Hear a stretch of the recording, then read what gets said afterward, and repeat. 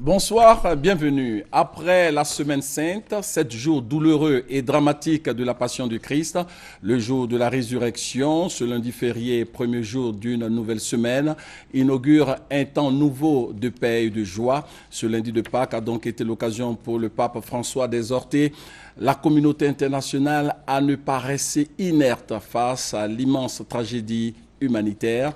Le pape François a également dénoncé les persécutions contre les chrétiens, citant l'exemple des 148 étudiants assassinés jeudi dernier au Kenya. Et à l'occasion de cette fête des Pâques célébrée hier, des messes ont été dites dans plusieurs églises et paroisses ici en Côte d'Ivoire. À Daoukro, par exemple, dans la région de Lifou, des chrétiens se sont retrouvés à la paroisse Saint-Pierre et Saint-Paul. C'était en présence du président du PDCI, le Parti démocratique de Côte d'Ivoire, Henri Konan Bédié.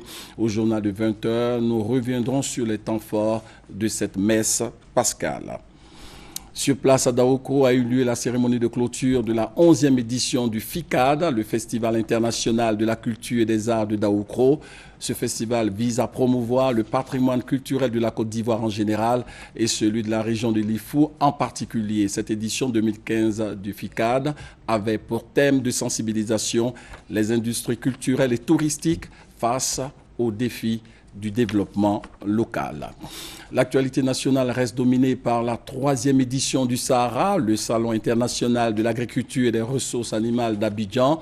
Plus de 600 000 emplois ont été créés en 2 ans dans le monde agricole en Côte d'Ivoire. Complément d'information dans cet élément. 60% de la population active ivoirienne travaille dans le monde agricole. Dans le programme national d'investissement agricole PENIA, il est prévu la création de 2 400 000 emplois. En 2 années d'exécution de ce programme, les résultats sont palpables. Nous avons également fait le choix de relancer l'investissement agricole à travers un cadre de référence unique, le Programme national d'investissement agricole, le PENIA, d'un montant de 2040 milliards de francs CFA, c'est-à-dire plus de 4 milliards de dollars, sur 5 ans. Nous sommes déjà à plus de 50% de mobilisation des investissements en seulement 2 années d'exécution de ce programme. Cela montre le regain d'intérêt des partenaires techniques et financiers ainsi que du secteur privé national et international pour le secteur agricole de notre pays.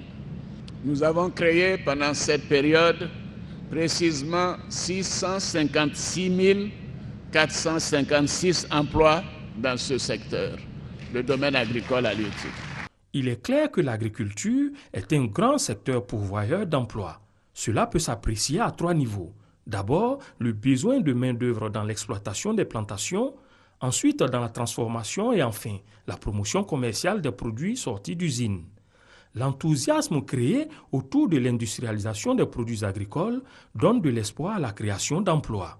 30% de la richesse nationale ou produit intérieur brut PIB proviennent de l'agriculture.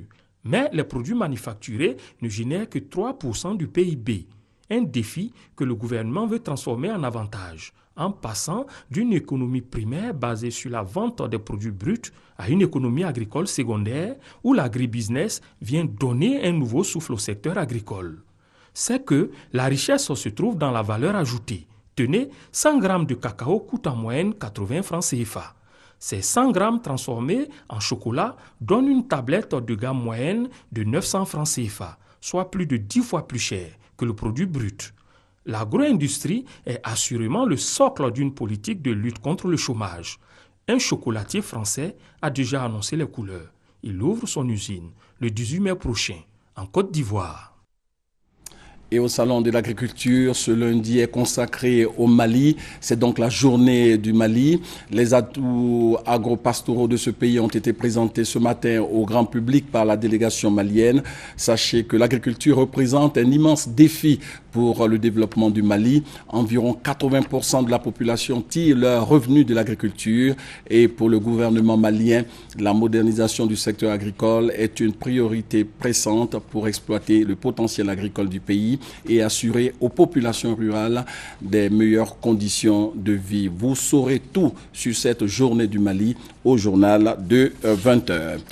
Et sur place au Mali, ce Néerlandais que vous verrez tout à l'heure, ce Néerlandais détenu par le groupe islamiste AQMI depuis novembre 2011, a été libéré aujourd'hui par des forces spéciales françaises lors d'une opération dans l'extrême nord du Mali. L'otage néerlandais Raj Stike a été enlevé à Tombouctou le 25 novembre 2001.